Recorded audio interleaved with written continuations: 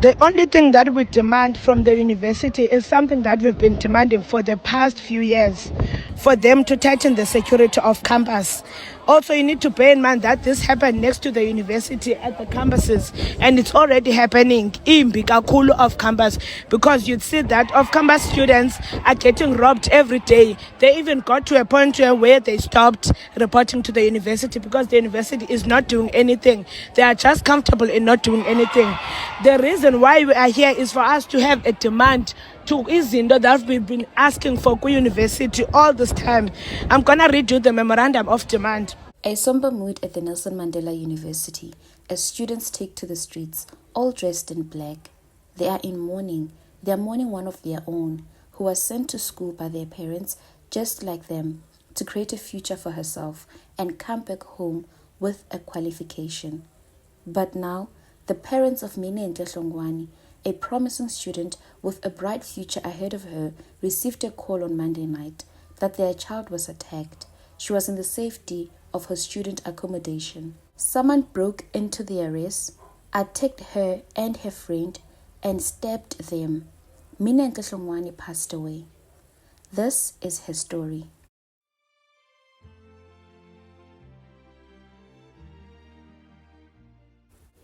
Welcome back to True Crime with me, Julia. On this channel, we share true crime cases that have happened in South Africa.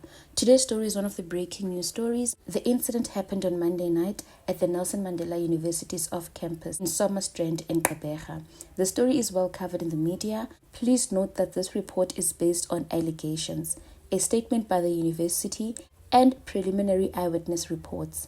So let us get into the story.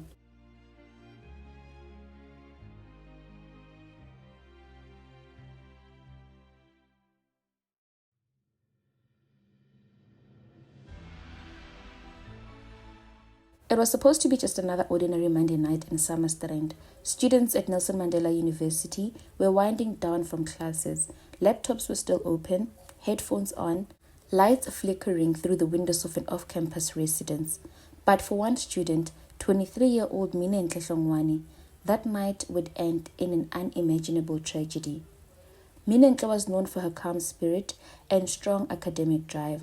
Friends described her as the one who kept everyone focused. Beside her was another student, just 20 years old, full of life, laughter, and dreams of graduation. The other student's name is Mbali. This is the story of the Summerstrand residents' break-in, the night a Nelson Mandela University student was brutally murdered and their community left in shock.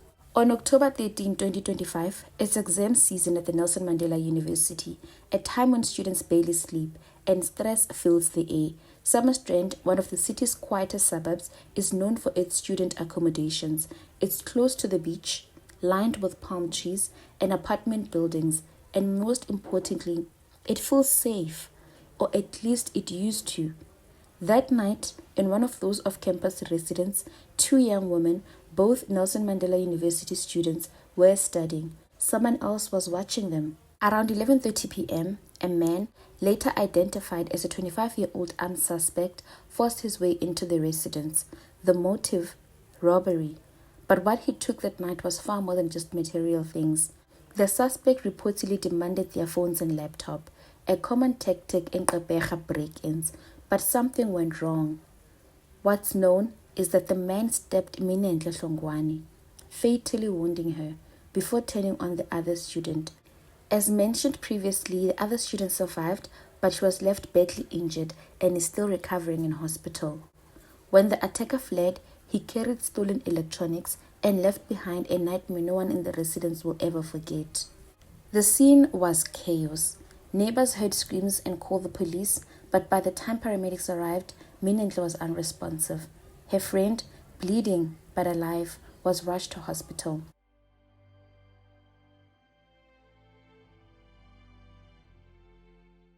Word spread across the campus overnight, group chats, calls, and posts filled with disbelief. By morning, the university was shattered. Nelson Mandela University released a statement. They confirmed that counseling and psychological support had been made available through the Mthonjeni Student Wellness Unit as dozens of students tried to process what had happened. As for now, police have launched a full-scale manhunt for the suspect.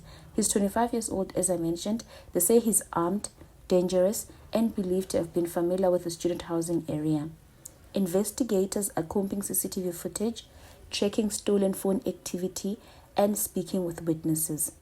Gqeberha residents are being urged to remain vigilant, while the university is said to be tightening off-campus security measures. Now redo the memorandum of demand. We demand the immediate implementation of the 72-hour arrest plan to the perpetrators that made this disturbing thing and traumatic thing to our sisters. We demand the accreditation certificate of the residents to be dissolved immediately, because it is very clear that students are not safe in the residence, because it does not make sense that there's a residence where students do not have security guards. Number 3, we demand the university to assist the family with burial costs. We demand the injured students to be taken to a private healthcare facility, because it will never make sense for a student to be sent to that hospital that is called Gqeberha, because there is no service right paya. Number 4, we demand psychological assistance for the affected students in the residence and the people that are close to those sisters. We demand immediate arrest of the perpetrators. If they fail to do so, we will look for the perpetrators to ourselves, because we need to understand that this could possibly happen to any one of us here. It can even happen today, because we do not know where the person is. Nothing has been said to us by the police or by the university. We call for a 24-hour patrol around on-campus and off-campus residences and the establishment of green routes. We demand the proper evaluation of all on-campus and off-campus residences. We call for a comprehensive safety strategy for both on- and off-campus residences. We pledge with the university to please listen to us. We plead with them, because if this is not taken seriously, then it means by every person here in this university is at a risk. Thank you so much.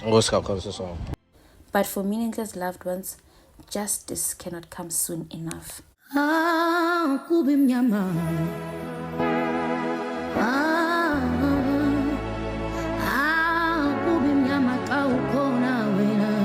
It's easy to reduce the story to a headline: student killed, breaking tense deadly. But Minenhle was not just a headline.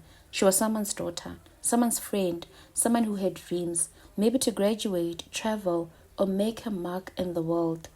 She should have been safe at her own residence, and yet her life was stolen in an act of cold violence that has left an entire university in mourning.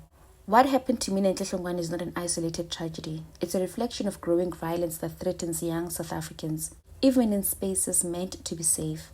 As the investigation continues, her story reminds us of the urgency of better security, community awareness, and justice for victims of crime. What is said is that not only are her friends, family, and colleagues trying to come to terms with her passing, but they're also grappling with the thought that the suspect is still out there and might do this to another student soon. Our thoughts and prayers are also with Minenhle's roommate. We wish her a speedy recovery. We will keep an eye on the story and any developments that are coming through. So what are your thoughts on the story? What should be done to strengthen security for students and residents? I would love to hear your views. And what is the situation at your home with your siblings, or what is the situation with you? Are you in student residence? Did you stay in student residence? If you are not, why? And if you are, how is your experience? Please share with us in the comments. Please stay safe, guys, and take care of each other.